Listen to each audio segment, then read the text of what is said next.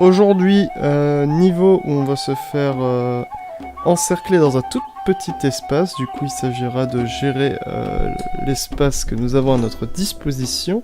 Donc là, je vous détaille un peu plus le début de la partie parce que il y a beaucoup de choses. Et même d'ailleurs, on va acheter beaucoup plus de pierres que ça. Parce qu'on va mettre 2 tours cette fois-ci. Alors ça va arroser au départ. On va se prendre une petite branlée qu'on avait déjà utilisée dans le dernier épisode, si vous en souveniez bien. Et c'est le mangono, évidemment. Donc là, je les ai enterrés. Hein. Je risque plus grand chose. Ils ont même annulé leur production de manière générale.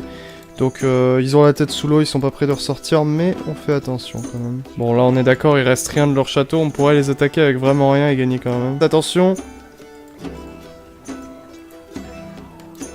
Eh bah c'est pas fameux. Est-ce qu'on peut enchaîner? Si on enchaîne, c'était la mission la plus simple qu'on ait rencontrée jusqu'ici.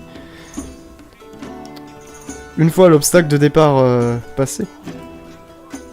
Et oui. Vaincu par 10 massiers. C'est pas la honte ça? En avant, donc ce niveau-là, on va débuter avec très peu d'argent, mais être face à tout de même un des rois les plus puissants du jeu, Saladin. Alors là, je vais pas vous mentir, on pourrait employer la même technique pour détruire ce roi-là, lui mettre une pression pas possible, etc. On va pas le faire.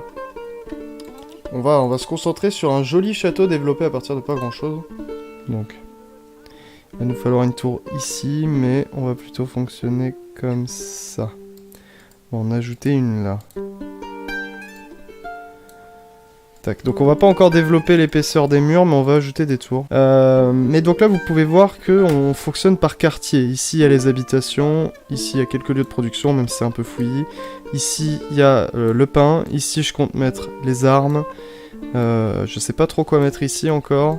Et ici, il y aura d'autres lieux de production de matières premières. Bon, merci pour le certain enthousiasme que suscite la série. Vous êtes pas très nombreux, mais ça fait plaisir.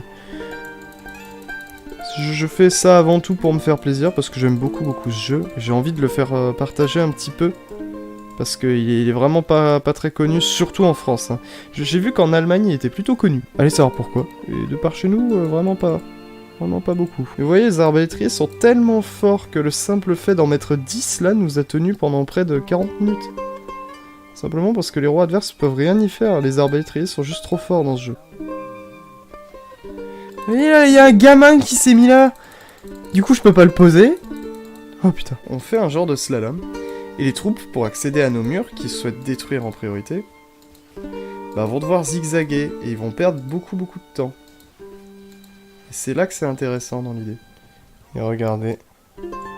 Ils viennent très vite. Et ils sont extrêmement résistants. Là, ils vont tous prendre un petit peu de dégâts à cause des flammes. Ah, c'est pas bon pour moi. Hein. Ouais, non, c'est pas bon du tout. Voilà, quand je vous dis que le feu c'est dévastateur, il nous reste plus que 30 soldats. Et bah je viens de perdre. Comme quoi le sultan peut être très puissant.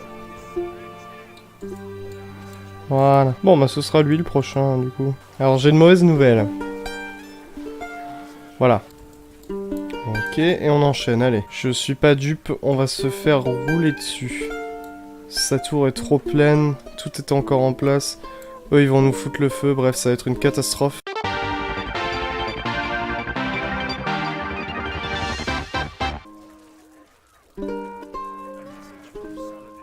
Bon bah voilà. Je vous remercie à tous d'avoir regardé, c'était Inky, à votre service.